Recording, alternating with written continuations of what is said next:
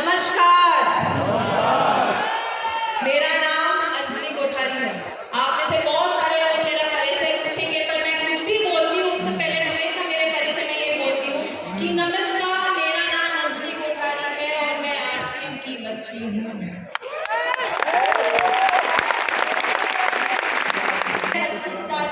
शुरुआत से जब भी मैंने मेरे पापा को काम करते हुए देखा, सिर्फ और सिर्फ आरसीएम करते हुए देखा, मैंने आरसीएम को बढ़ते हुए देखा और मैं आरसीएम के साथ बढ़ी।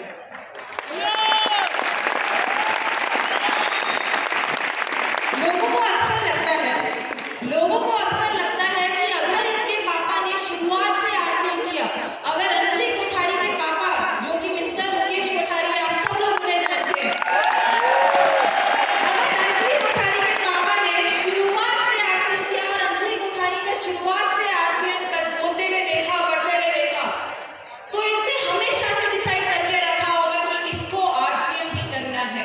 सब लोग ऐसा सोचते होंगे, बट ये लड़की ऐसा नहीं सोचती थी। इस लड़की ने पहले नौकरी की और नौकरी के बाद ये लड़की समझी कि अगर जिंदगी में कुछ करना है तो आरसीएम ही करना है।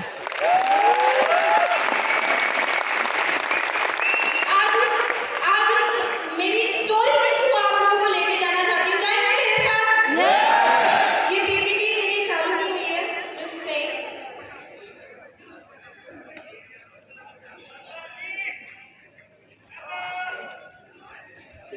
आज मैं बात करने वाली हूँ किसके बारे में?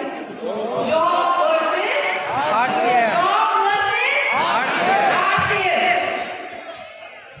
जी, अगर मैं आपको मेरे बारे में कुछ बताऊं, तो जैसे कि आप सब लोगों को पता है, मुकेश कोठारी की डॉटर को शुरुआत से मैंने आरसीएम देखा है और इस आरसीएम ने मुझे क्या नहीं दिया।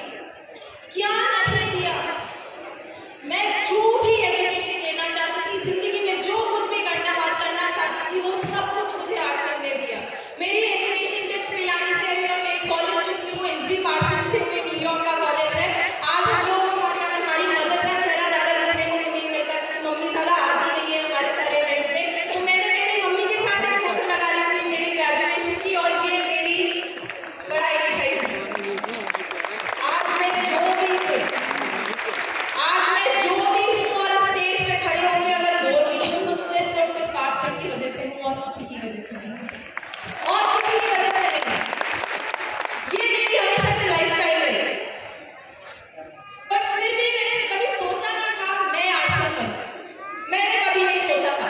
मुझे हमेशा से लगता था कि मेरे पापा जिस जॉब में अच्छे हैं उन्होंने वो चीज़ करनी, मेरे पापा जिस चीज़ में अच्छे हैं उन्होंने वो चीज़ करनी। मुझे पता है कि मैं फैशन में अच्छी हूँ, मैं फैशन करूँगी, इसलिए मैंने फैशन कम्युनिकेशन की डिग्री ली और मैंने बॉलीवुड में नौकरी।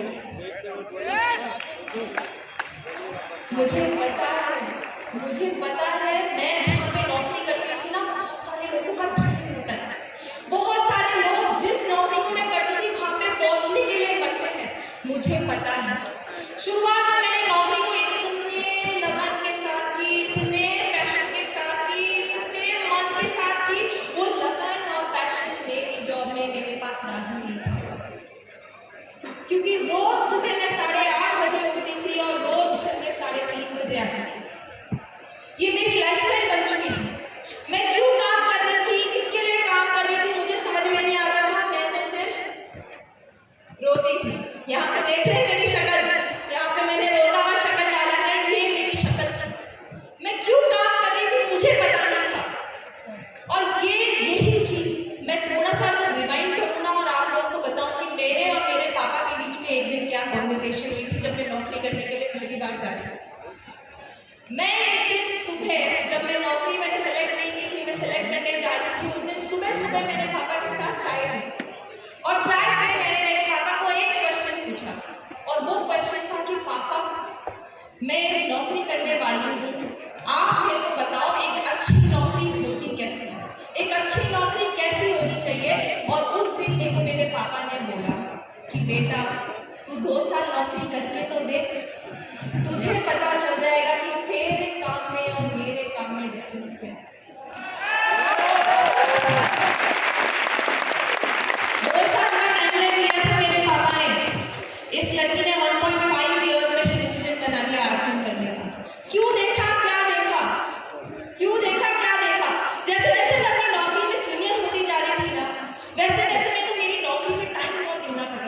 मैं बहुत अच्छी नौकरी कर रही थी, जैसे आज आज किसी के भी पास में शिल्पा शेट्टी आके बैठ जाए तो कितना अच्छा लगेगा, बहुत अच्छा लगेगा ना। और अनिल कपूर आपका हाथ पकड़ के बैठ जाए तो बहुत अच्छा लगेगा। मेरी नौकरी का फर्स्ट दिन मेरे को अनिल कपूर के घर पे भेज दिया गया था अकेले चाय पीने के लिए, इतनी अच्छी नौकरी करती थी। पर जैसे जैसे मैं सीनियर हो गई वैसे वैसे मेरे को टाइम बहुत ज्यादा देना पड़ा, मैं परेशान हो गई थी। उस समय मेरी बॉस ने मेरे को ये व्हाट्सएप मैसेज भेजा था, ये मेरी व्हाट्सएप ये जो व्हाट्सएप मैसेज है ये मेरी बॉस ने मेरे को उस समय भेजा था। ये बोला था कि जैसे जैसे आप अपनी नौकरी में सीनियर होते जाओगे वैसे वैसे आप बहुत टाइम देंगे। मैं पहले ही रो रही थी, मेरे खुद के लिए टाइम नहीं था, मैं मेरे पापा मम्मी से बात नहीं कर सकती थी। मुझे समझ में नहीं आ रहा था जिस नौकरी में मैंने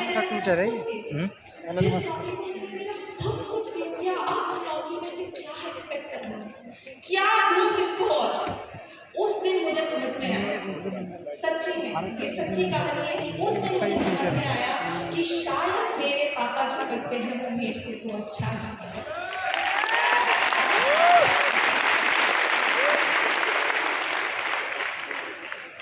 ये थी मेरी स्टोरी। मेरी नौकरी ने मुझे क्या नहीं दिया, मेरी नौकरी ने मुझे क्या नहीं दिया, मेरी नौकरी ने मुझे टाइम नहीं दिया, मेरी नौकरी ने मुझे सिक्योरिटी नहीं दी, मेरी नौकरी ने मुझे रिस्पेक्ट नहीं दी, और मेरी नौकरी ने मुझे स्किल नहीं दी। बट मेरे पापा को आरसीएम ने क्या दिया, मेरे पापा को आरसीएम ने दिया टाइम, वो सिक्योरिटी जिसकी मैं भूखी थी। मेरे पापा को वो रिस्पेक्ट दिया आप लोगों ने, आरसीएम ने वो रिस्पेक्ट दी और वो स्किल दी। सब कुछ दिया मेरे पापा को, जो भी मेरे पास था ना एक नौकरी में। अगर मैं इसके बारे में कुछ बात करूं तो शायद मेरे टाइम के बारे में आपको समझाई दिया है कि कैसे मेरी नौकरी में मेरे पास टाइम नहीं था। पर सिक्योरिटी मेरे लिए सबसे बड़ा रीजन था कि क्यों मैंने नौकरी छोड़ी। मेरे को मेरे बॉस ने हर बात पे एक बार प्रियंका चोपड़ा आई। प्रियंका चोपड़ा आप सब लोग जानते हैं? जोश थोड़ा कम हो गया क्या? जय प्रियंका चोपड़ा का नाम आप सब लोग जानते हैं। प्रियंका चोपड़ा एक बार इंडिया आई थी और वो है ना स्टेज पे आके उसको कुछ बोलना था। प्रियंका चोपड़ा बहुत बड़ा इवेंट होने वाला था, तो प्रियंका चोपड़ा के लिए पूरी स्क्रिप्ट बना के दी थी मैंने, और मेरी बॉस ने मेरे को वार्निंग दी थी कि प्रियंका चोपड़ा को साफ साफ बता देना उसको क्या करना है। मैंने स्क्रिप्ट दे दी, प्रियंका चोपड़ा ने बोलना चालू किया। जैसे जैसे उसने बोलना चालू किया, बोलते बोलते कुछ उसने ऐसा बोल दिया जो उसको नहीं बोलना चाहिए, उसने बोल दिया। मैंने तो स्क्रिप्ट दी थी, फिर भी उसने बोल दिया, और वहीं पे सबके सामने इतने बड़े ऑडिटोरियम में मेरी बॉस मेरी टर्न करके चिल्लाई और बोली कि कैसी लड़की है, तूने ऐसा कैसा कर दिया, जब मैंने तेरे को वार्निंग दी थी उसके बाद भी तूने ऐसा कैसा कर दिया, मैं तेरे को फायर कर दूंगी। और ये मेरी ही बॉस नहीं है, सब लोगों की बॉस है। सारे बॉस होते ही ऐसे खड़ूस होते, सारे बॉस हर बात में मैं तो फायर करने की बात करती थी। और दूसरी चीज, दूसरी सेंस में अगर सिक्योरिटी बोलूं तो ये मेरा सबसे बड़ा रीजन था, सबसे बड़ा रीजन था। और ये था कि मेरी नौकरी मेरे को फ्यूचरिस्टिक नहीं लगती थी। मेरी नौकरी हमेशा मुझे ऐसा लगता था कि मेरी नौकरी मेरे हाथ से चली जाएगी और मुझे पता भी नहीं चलेगा। और आप सब लोगों के साथ, आप सब लोग जितने भी लोग नौकरी करते हैं ना, आप सब लोगों के साथ ये होने वाला है। आगे आगे देखिए हो जाएगा, क्योंकि एआई आने वाला है। मेरी नौकरी में मेरे साथ यही होने लगा, इसलिए मुझे पता चल गया कि अगर मेरी जिंदगी में कुछ करना है तो आर्ट से ही करना है।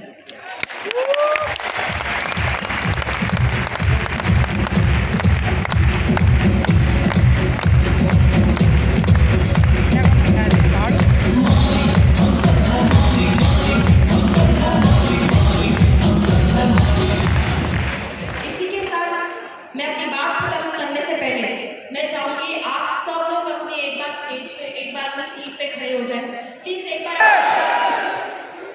ये जाता है कुछ ऐसे, लड़े